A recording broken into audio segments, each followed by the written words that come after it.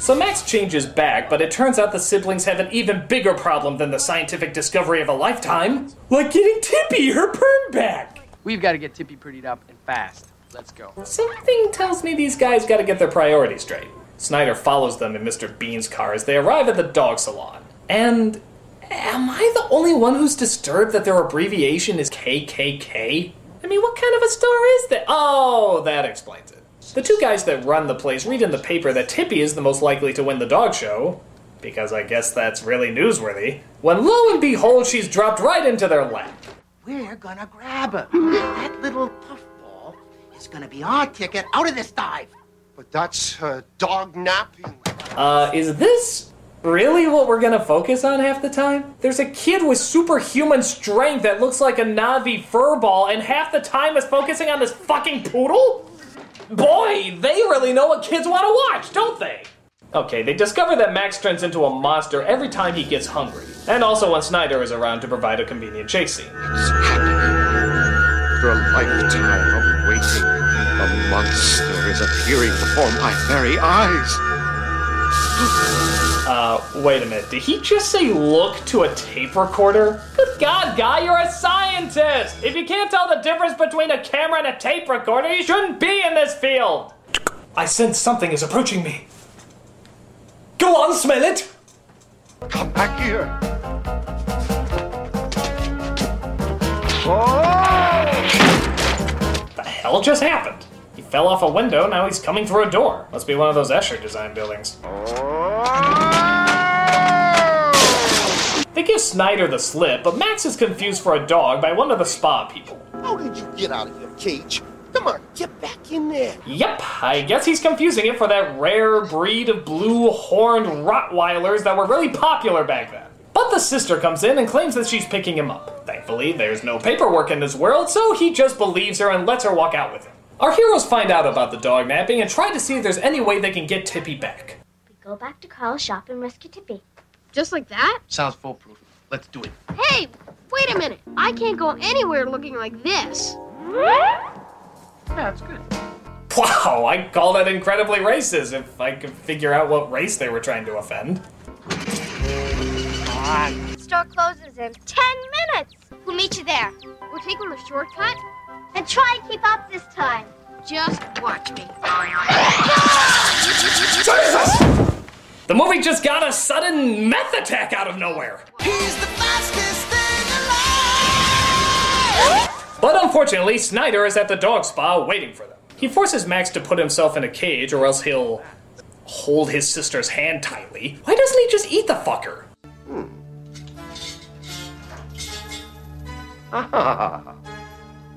Try these on.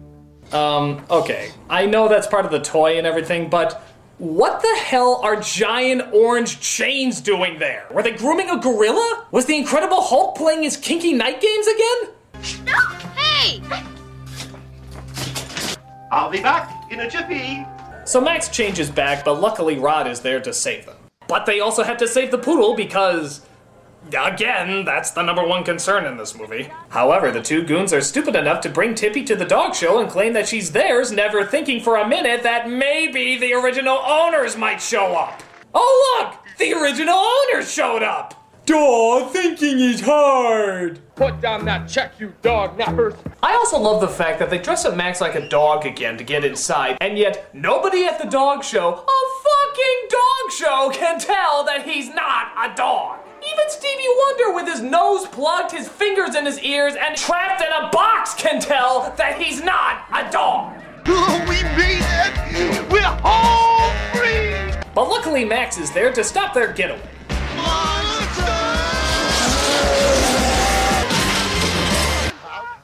Hey, guys. Look behind you! Remember me? Oh wow, you were really scary till you started talking. Now you just sound retarded. If that truck hadn't broken down, those hoodlums might have gotten away scot-free. Oh yeah, the truck that broke down and ripped its own door off. It's an everyday occurrence that foils most getaways. You're really great, you know that? Yeah, but I'm still a monster. Alright,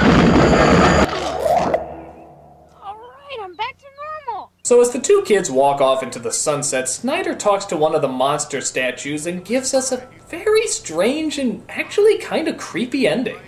It was I who found you and restored you to your ancient splendor.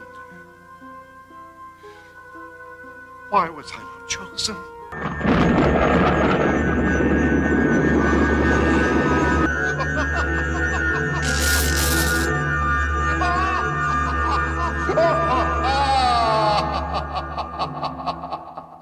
Jesus, that's it? What the hell kind of ending is that? There's no sequel to this movie or spin-off show, so that's pretty much all we got. When I was a kid, this scared the shit out of me. I mean, what happened? Did he turn into a monster? Did he kill everybody? What kind of sick, evil way is that to end a kid's movie? Oh well, who cares? The movie is shit anyway. Growing up with this toy, you sort of figure the idea would be, well, to have a pet monster. Not have a boy turn into a monster, so even the setup is flawed. But on top of that, it's a lazy story with lazy writing and lazy animatronics. And plus, that creepy ending for little kids. I mean, it's not the worst, but unless there's a reason for it, it's just needlessly scary. What was the director thinking? What was the idea behind this? In fact, I'm gonna call the director right now and find out. Hi, this is the Nostalgia Critic, and I want to know what the hell you were thinking with the ending of My Pet Monster. In fact, what the hell were you thinking with the entire movie in general? Well, I don't know what I was expecting. I mean, yeah, I saw the cover. I still rented it. Yeah, I watched it willingly. No, I'm not babysitting anybody. I'm 28. Well, it's kind of my job. I watch children's programming and tell people what I think online. Well, I'm very happy that you pity me. Yeah, we're done. We're done. Just thank you for your time and sorry to have inconvenienced you. Okay, bye.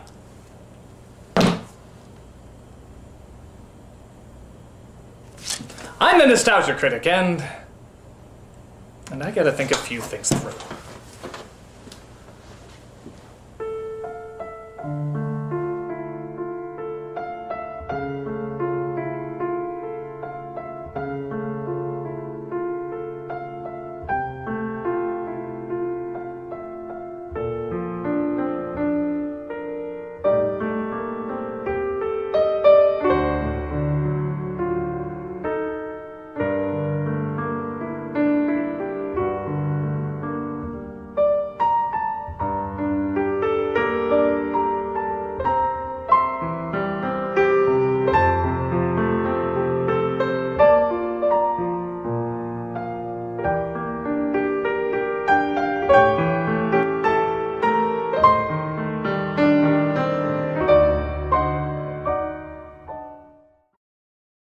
Hey, that's a good one, Brink.